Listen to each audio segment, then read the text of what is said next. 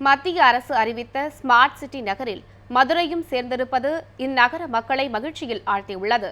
அது பற்றிய ஒரு செய்தி தொகுப்பை பார்க்கலாம். உலக புகழ்மிக்க மீனாட்சி அம்மன் கோவில் அமைந்துள்ள மதுரை மாநகரம் சுற்றுலா சிறப்பிடங்கள், புராதன சிறப்புகள் நிறைந்த நகரமாகும். ஆனால் வளர்ச்சி திட்டங்களுக்காக இயங்குகின்றது. இந்நிலையில் மத்திய அரசு அறிவித்துள்ள ஸ்மார்ட் சிட்டி பட்டியலில் மதுரையை இணைத்துள்ளது. இது இந்நகரின் வளர்ச்சிக்கு உறுதுணையாக இருக்கும் என்று நகரவாசிகள் நம்பிக்கை தெரிவிக்கின்றனர். மதுரையில் நிறைய லேக்கிங் பேசிக் நீட்ஸ் லேக்கிங்காக இருக்குது. இன்ஃப்ராஸ்ட்ரக்சர், வாட்டர், பாதாள சாக்கடை திட்டங்கள்லாம் நிறைய இடத்துல நிறைய ஏரியாவுக்கு போய் சேர வேண்டியுள்ளது. இந்த ஸ்மார்ட் சிட்டி வந்ததுன்னா டெஃபினட்டாக எல்லாத்துக்கும் ரீச் ஆகும். ஸ்மார்ட் சிட்டி திட்டத்தில் மதுரை சேர்க்கப்பட்டால் பெரும் முதலீடு வந்து சேரும். இதன் மூலம் சென்னையை போன்றே மதுரையில் மெட்ரோ ரயில் திட்டம், போக்குவரத்து நெருக்கடியான பகுதிகளில் மேம்பாலம், சுரங்கப்பாதை உள்ளிட்ட பல்வேறு உள்கட்டமைப்பு வசதிகள் நிறைவேற வாய்ப்பு ஏற்படும் என தொழில் முனைவோர் தெரிவிக்கின்றனர். மேலும் புராதன வரலாற்று சிறப்புமிக்க மதுரை மாநகரின் சாலைகள் சென்னை, கோவை போன்ற மற்ற நகரங்களை காட்டிலும் மிகவும் குறுகலானவை.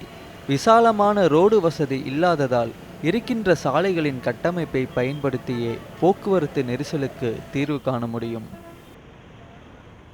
இண்டஸ்ட்ரியல் குரோத்தும் இங்கே மதுரைக்கு வரும்.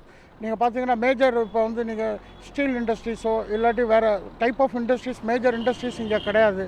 அந்த மாதிரி இண்டஸ்ட்ரீஸ் வந்துச்சுன்னா இங்கே இருக்கக்கூடிய மக்களுக்கு ரொம்ப உபயோகமாக இருக்கும்.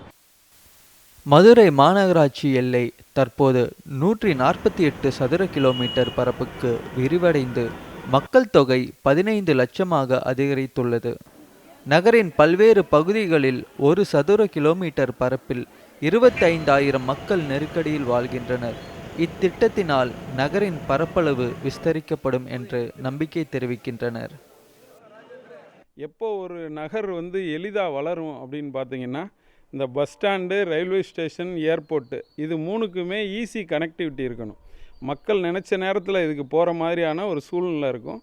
அதை கனெக்ட் பண்ணுறதுக்கு இந்த நிதியை பயன்படுத்தணும். ஈஸியாக இந்த மூன்றையும் உடனடியாக மக்கள் அணுகக்கூடிய வகையில் அது பாலம் போட்டோ, சாலைகளை நல்லா அகலப்படுத்தியோ, ஏதோ ஒரு விதத்தில் அதில் மோனோ ரயில் விட்டோ அதை கனெக்ட் பண்ணுறதுக்கான வழியை செய்யணும். ஸ்மார்ட் சிட்டி திட்டத்தின் மூலம் மதுரையில் முழுமையான வசதிகள் மேம்படுத்த வேண்டும் என்ற எதிர்பார்ப்பை மதுரை நகரவாசிகளிடம் காண முடிகிறது.